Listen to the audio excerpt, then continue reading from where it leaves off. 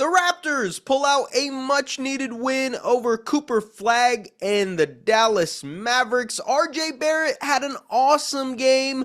Let's go to the film room. The only thing that's originally filmed is that and I've studied older films and tried to figure out how I got that impression.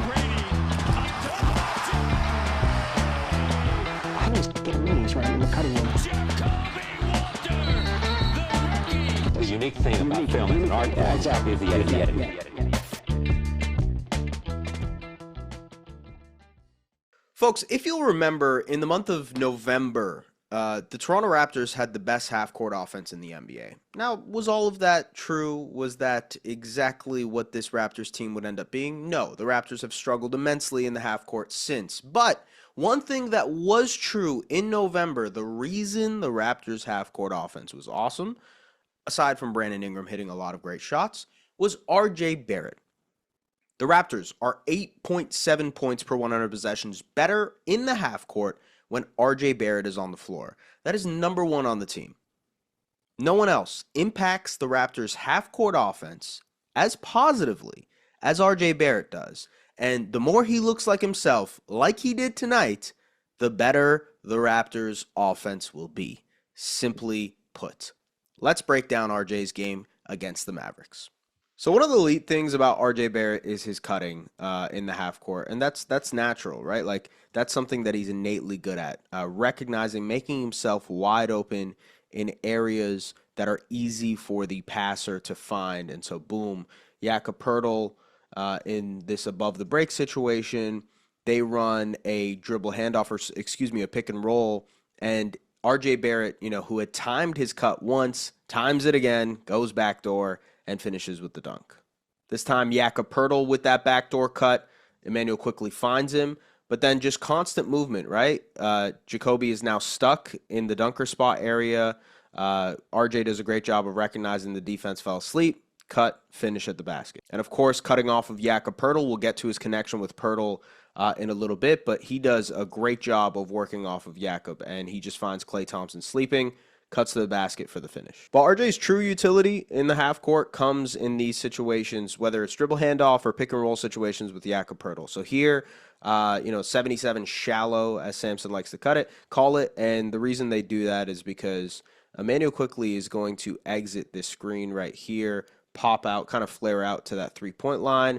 It also creates a lot of decision-making opportunities for RJ Barrett, the ball handler. He's just going to use this one-on-one attack the smaller Max Christie and finish left. Really great work there in the pick and roll from RJ Barrett. This time now it's a pick and roll. And again, watch the connection between him and Jakob. There's an understanding there, right? So, really nice roll to the basket by Yak, but watch as he is going to seal off Marvin Bagley here from being able to contest RJ. And RJ does a great job of keeping his defender in jail. He's going to slither to the basket here and finish. And because the Raptors have Jacoby Walter here on the weak side, there's not that much attention going to be paid to him defensively. Regardless, RJ is going to be able to finish through contact in these situations. That's why he's such a good offensive player. This time, a dribble handoff for RJ Barrett. Again, they flow into a pick and roll seamlessly. It just comes down to the connection between those two. And once again, slithers his way to the basket. Great seal by Jakob Poeltl and the floater in that short range area. And as we see again, dribble handoff. Cooper Flag is chasing around. And this is just enough daylight for RJ to get downhill. He now has Cooper on his hip. And as you can see, this interior seal by Jakob Poeltl makes it so that RJ has a little bit more of a window to attack. That's exactly what happens. RJ finishes right. And of course, now in transition, the connection with them grows, right? In the open floor, RJ can push it. He's very, very good in transition opportunities. He can find the dump off pass to Jakob Poeltl like this. And in situations like this, even in, attacking off the go, one of the great things about RJ is his ability to, as soon as he catches the ball, he's already in motion to go, and he attacks, gets his defender off his spot, sells it so that the help side defender has to commit, and now there's a wide open dump off pass to Jakob Poeltl, and he always rewards his big, which is an awesome thing to do. And that's the RJ Jakob connection. And truthfully, a lot of that is on, it's a partnership. It's kind of like Shrek and Donkey, my guy. But as we welcome you inside the film room, welcome back, folks. Happy International Women's Day. First of all, happy International Women's Day. Happy International Women's Day to everybody who's locked in with us here. We really appreciate you guys tapping into Raptors Republic. It has been quite the doozy of a roller coaster ride for the Toronto Raptors as they've been dealing with, can this team be any good whatsoever?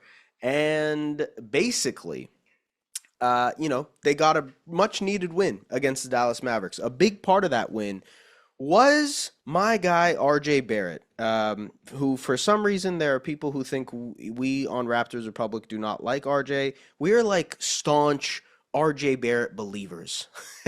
And so RJ is an awesome player. He poured in an awesome night tonight. 31 points, 6 rebounds, 3 assists, 13 of 19 from the field. He also knocked down 3 threes, folks, which I didn't add in that highlight pack, but it is worth mentioning because that creates a level of gravity off of the ball. If teams aren't going to respect him as a three-point shooter, he has to be able to knock down those shots. And when he does knock down those shots over the course of a game, it makes defenses key in on it a little bit more, pay attention to him more off the ball. And so that creates opportunities for him to open up as a cutter, which I illustrated. And overall, he's incredible at catching off of the go. So tilted actions where Brandon Ingram is finding him, or Jakob Poeltl is finding him, or Emmanuel Quickly and Jakob Poeltl run a pick and roll, and RJ is cutting on the weak side. There's just so many scenarios where RJ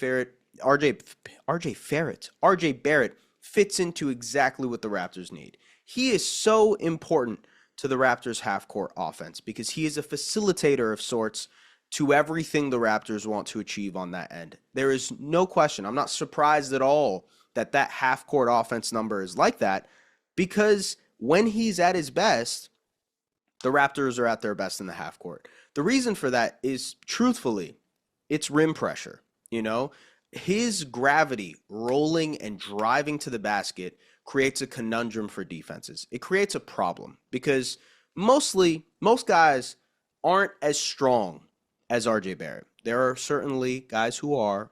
I can think of OG Anunoby and Amen Thompson and Asar Thompson and what have you. There are strong guys in the NBA. But for the most part, one of RJ Barrett's prevailing qualities as a player is how strong he is and how strong of a driver he is. And he has done work to be able to finish more efficiently at the basket in these drives. And a lot of that has to do with his really growing connection with Jakob Poeltl. Fans of this show will know how much I talked ad nauseum about the RJ Yak connection last year. You think back to the Raptors Celtics game, which would have been November of 2024, where it was RJ and Yak versus the world, and those two absolutely balled out. It was in a loss, but it was a very, very great game to watch. Probably one of the best games for a, I'll say, or a forgettable season. But that's when the kind of pillars or the start of their connection began, and it has blossomed since. It has blossomed in a way that I think is really important for the Raptors as a pillar of their offense. If you'll remember earlier in the season, I talked about the pillars of the Raptors offense, and, Jakob Poeltl, the mid-post stuff with him making plays and finding cutters is a pillar. The pick and roll connection between him and RJ Barrett is a pillar. The pick and roll connection between him and Emmanuel Quickly is a pillar.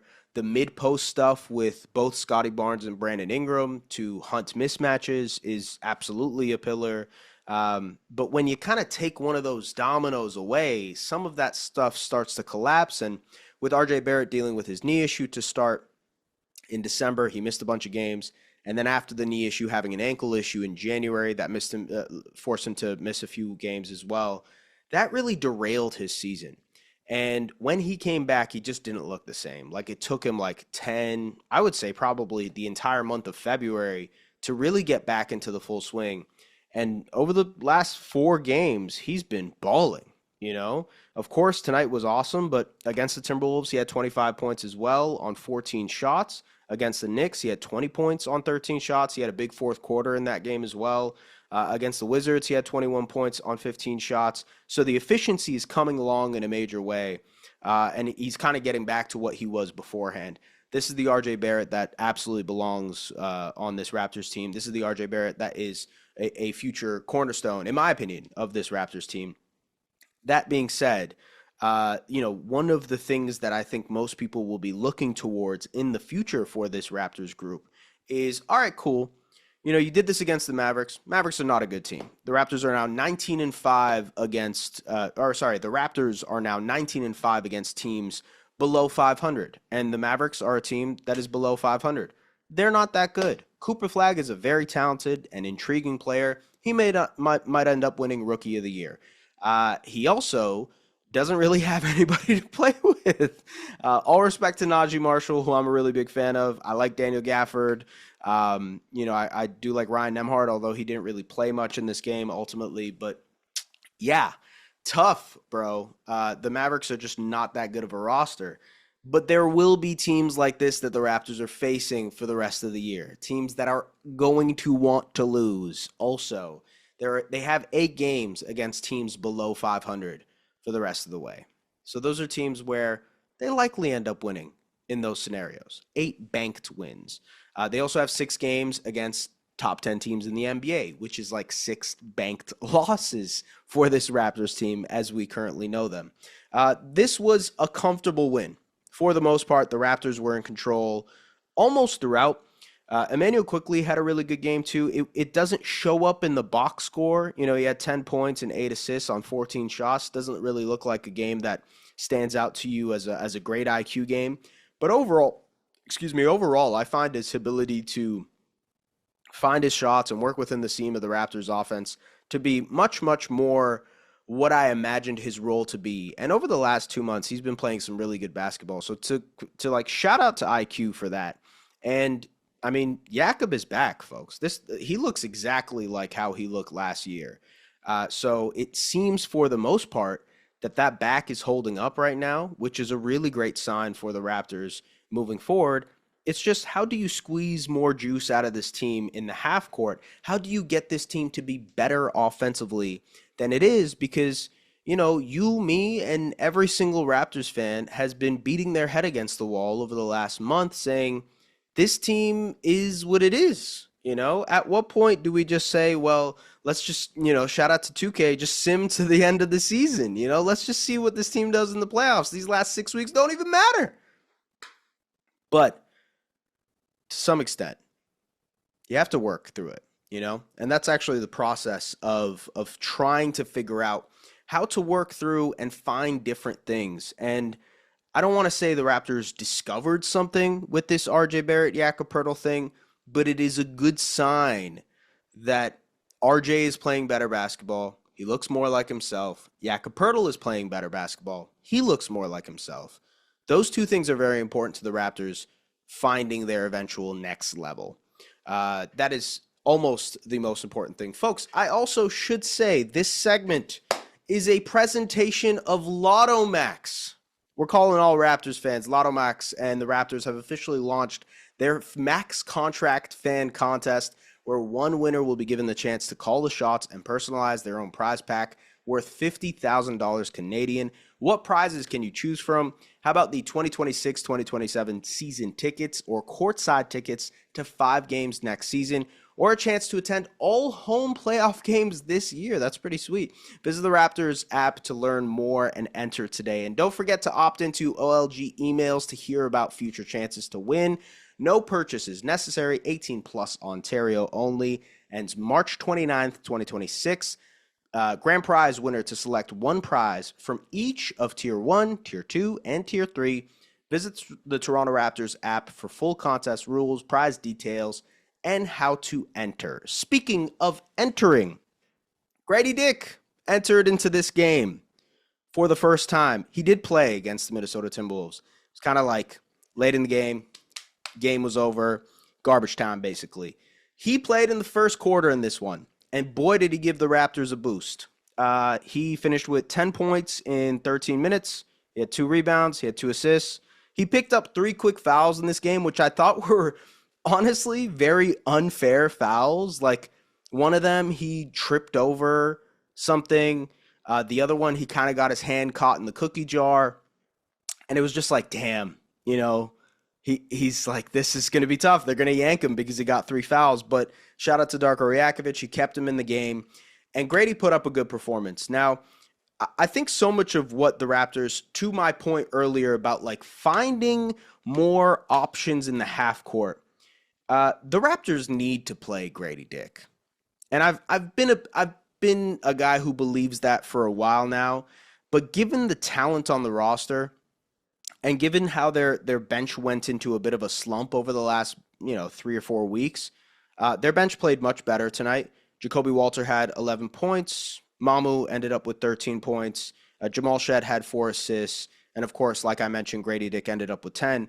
They got production from their bench. I'm not going to attribute that all to Gradey because it's not all on Gradey, but ultimately I do think his presence in lineups just facilitates offense for this team.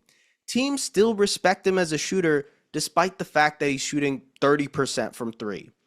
Call it a white guy tax if you want, but that's what it is at this point because teams understand that is a guy who is supposed to be a shooter. They're chasing him over on all these pin down actions and off ball screens because they think he's going to shoot the ball or at least catch and shoot the ball. And I think he's doing a little bit better job of understanding that because he's countering that by going to the basket, by cutting backdoor, by settling into these mid-range jump shots. And he's a very important transition player for this team. So even despite the fact that he's not necessarily knocking down his shots, he was 1 of 4 tonight, again from 3. And I believe the 3 that he hit was in the last 30 seconds of this game. It's important for him to play because they need his level of spacing and gravity. I also think for that reason, Jamison Battle should play. But it just feels like Battle doesn't have the leeway or the opportunity for whatever reason from the coaching staff. I'm not privy to that, but like it just doesn't seem like they are willing to give Battle the amount of leeway and runway as they have Jacoby Walter, as they have Gradey Dicl. Maybe it's first round pick bias, whatever you want to call it, but it does seem like Gradey is more of a priority. Jacoby Walter is more of a priority, and so if he is a priority, you got to play him.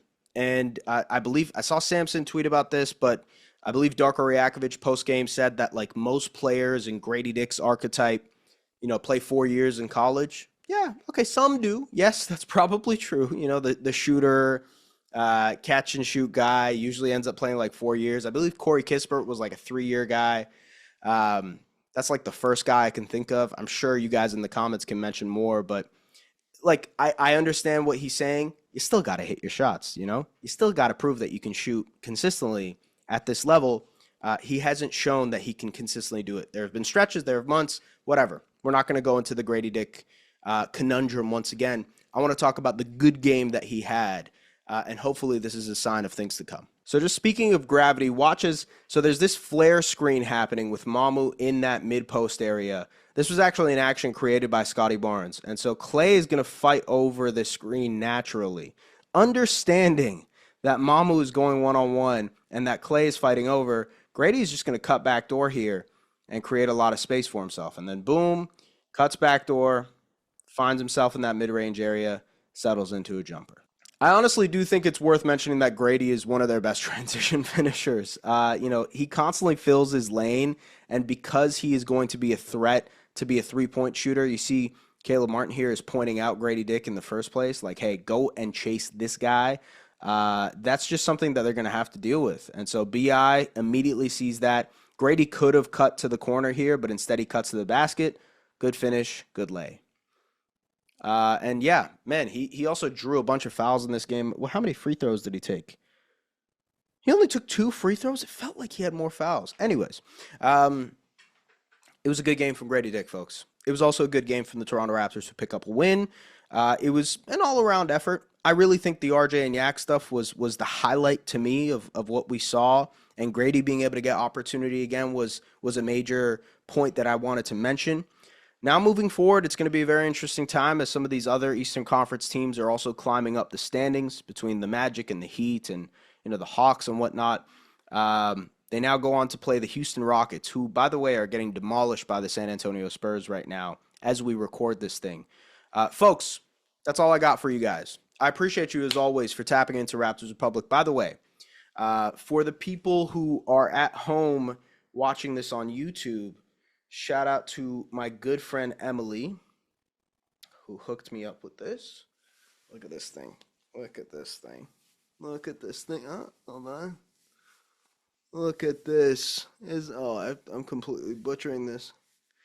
Okay, you can see it. Wow. I don't know how to put this on. Clearly not. Oh my God. There we go. Okay, boom. Still looks weird, but anyways, what a great thing. I'm never going to wear this again. Folks at home, if you don't realize, I'm wearing the Nacho Libre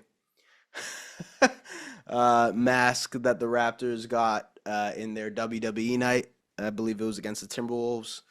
It's a sign of memorabilia that I really wanted, and my good friend Emily got it for me. So shout out to her. Shout out to the Toronto Raptors for pulling out the win. We'll see you guys on Tuesday for the Houston Rockets. Maybe the Raptors can beat a good team. Maybe. See you guys later. Peace.